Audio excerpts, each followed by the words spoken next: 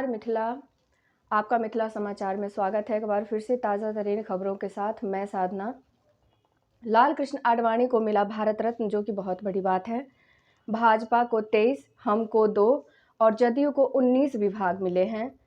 खड़गे बोले, जो कि कांग्रेस के नेता है, कि राहुल गांधी का लड़ाई में दे साथ कार्यकर्ता। बाबूबरही थाना क्षेत्र के बसहा गांव में पुरानी रंजिश के कारण चाकूबाजी हुई, जिसमें 8 लोग जख्मी हो गए। मधुबनी शहर के सभी नालों की होगी सफाई।